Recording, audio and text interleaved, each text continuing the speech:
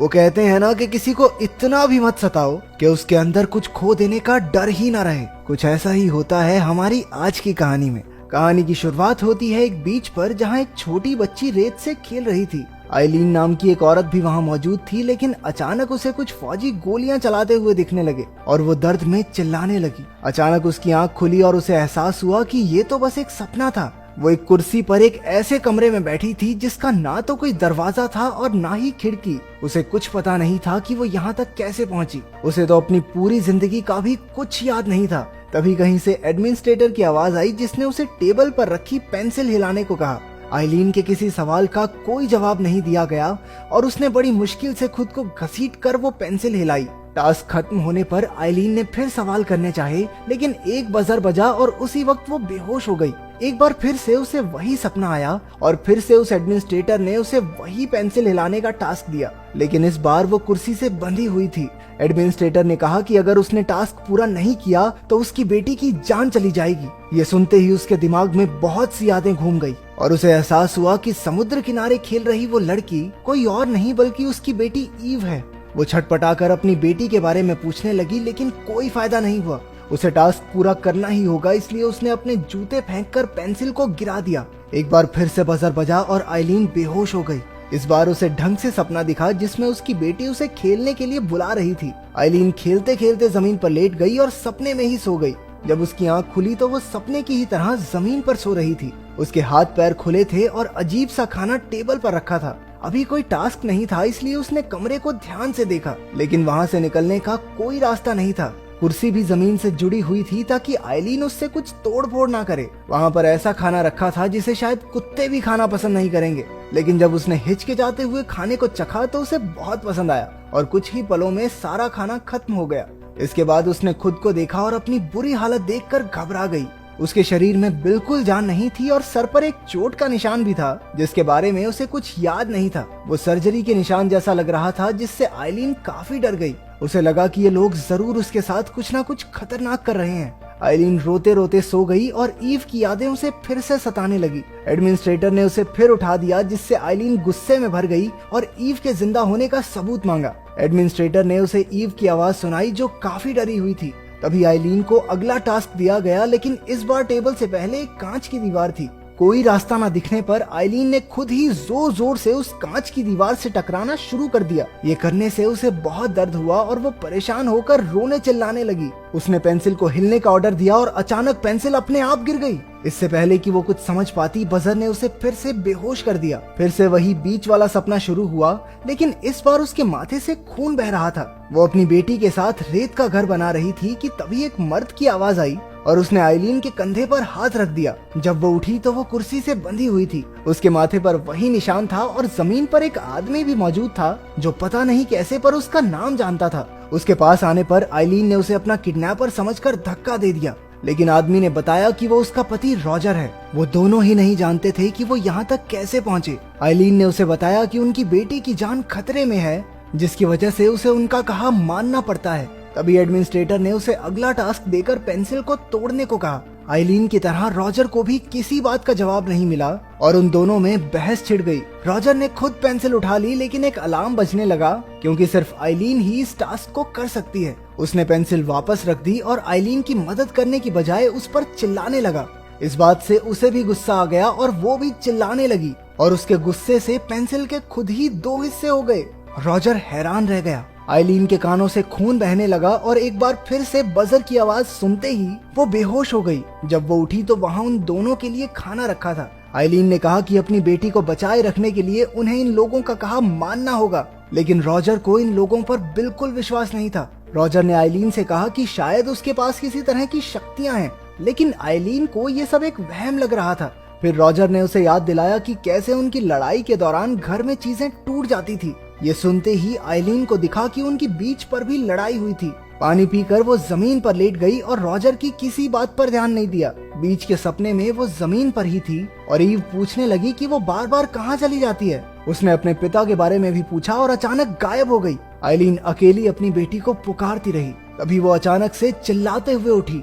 अब आइलीन इस सब से थक चुकी थी, लेकिन रॉजर ने उसे उसकी ताकत याद दिलाई। उसने आइलीन से अपनी ताकत का इस्तेमाल करके टेबल के पेंच खोलने को कहा।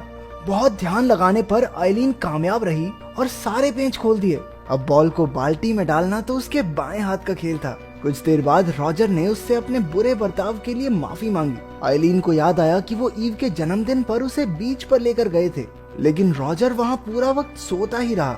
इसके बाद दोनों बिना सवाल किए किडनैपर्स की बात मानते रहे। हर एक टास्क पिछले वाले से कुछ न कुछ मुश्किल होता था। एक पेज पलटने से लेकर रेत का पूरा महल बनाने तक के सारे काम आइलीन ने बखूबी कर दिखाए। हर बार उसके कानों से खून बहता और दोनों वो अजीब सा खाना खाकर खुद को जिंदा रखते। अब की बार उसे एक बंदूक को असेंबल करना था। रॉजर इससे काफी घबरा गया और इसी वजह से आइलीन ध्यान नहीं लगा पा रही थी। वो 10 बार में भी बंदूक को सही नहीं जोड़ पाई तो रॉजर उसे टोकने लगा, जिससे आइलीन गुस्से से भर गई। उनके बीच फिर से बहस होने लगी और उसे याद आया कि वो बीच पर भी किसी बात पर लड़ रहे थे।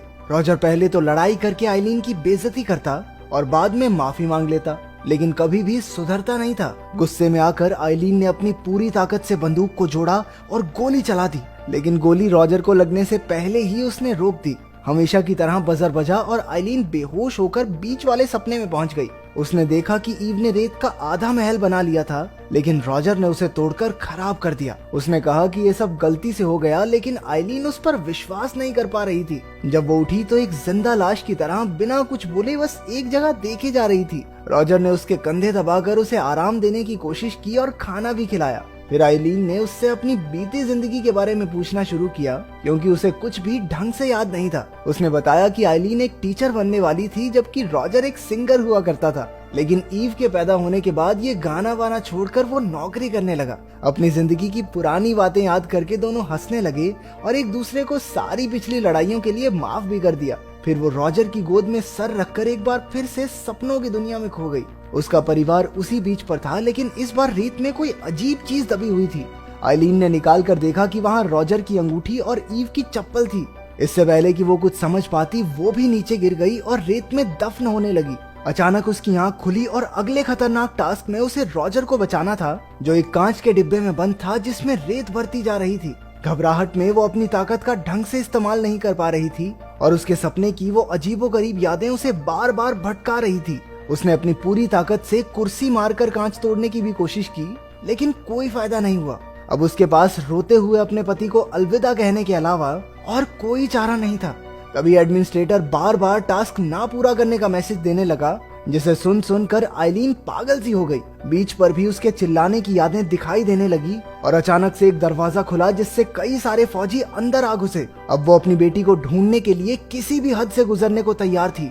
अपनी ताकत के इस्तेमाल से उसने सभी फौजियों को मार डाला। उसने देखा कि अब तक 298 टास्क हो चुके थे और आखिरी वाला अभी भी चल रहा था। और फौजी वहां आ पहुंचे और आइलीन पर गोलियां बरसा दी, लेकिन अब आइलीन अपनी शक्तियों को पूरी तरह इस्तेमाल करना सीख चुकी थी। उसे एक भी गोली नहीं लगी। इन सभी सिक्योरिटी गार्ड्स को निपटा कर वो नीचे वाले फ्लोर पर गई। वहाँ उसे 3 नीले दरवाजे मिले। वहाँ पर रॉजर भी था, जो कुछ बड़बड़ा रहा था। उसने दूसरे दरवाजे की ओर इशारा किया, जिसमें रॉजर जैसे दिखने वाले बहुत सारे क्लोन्स अगले एक्सपेरिमेंट्स के लिए एकदम तैयार थे। तभी और सिक्योरिटी वाले आ गए और आइलीन ने सबको मार गिराया। उसने देखा कि वो सब भी एक जैसे दिखने वाले क्लोन्स थे। थोड़ी देर बाद वो एक ऐसे कमरे में पहुंची जहां ऊपर से तेज रोशनी आ रही थी। एडमिनिस्ट्रेटर की आवाज आई कि उसके सारे टेस्ट पूरे हो चुके हैं। जब आइलीन ने अपनी बेटी को वापस मांगा तो एडमिनिस्ट्रेटर ने उसे बताया कि ईव तो अब इस दुनिया में है ही नहीं। उसने आइलीन की याददाश्त मिटाने वाला डिवाइस बंद कर दिया और आइलीन को सब कुछ याद आ गया। उस दिन बीच पर ईव पूरा वक्त उसके साथ खेली, जबकि रॉजर सिर्फ सोता रहा। तभी आइलीन को पता चला कि उसकी बोतल में शराब थी, जिससे दोनों में बहस छिड़ गई और रॉजर ने गुस्से में आकर आइलीन को चांटा मार दिया। इससे आइलीन की ताकत जाग गई और वो अपने आपे से बाहर होकर चिल्लाने लगी। अनजाने में इसी वजह से उसका पति और बेटी दोनों मर गए। अब एडमिनिस्ट्रेटर उसे आगे भेजकर उसकी सारी यादें मिटाना चाहता था।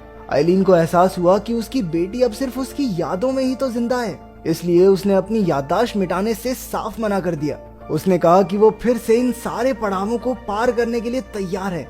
एडमिनिस्ट्रेटर मान गया और वो फिर से सपने में ईव को देखने लगी। कुछ देर बाद जब उसकी आंख खुली तो वो फिर से उसी कमरे में बंद हो चुकी थी। उसे अब तक जो भी हुआ वो कुछ भी याद नहीं था। अब उसे फिर से पेंसिल को हिलाने वाले काम से शुरुआत करनी होगी।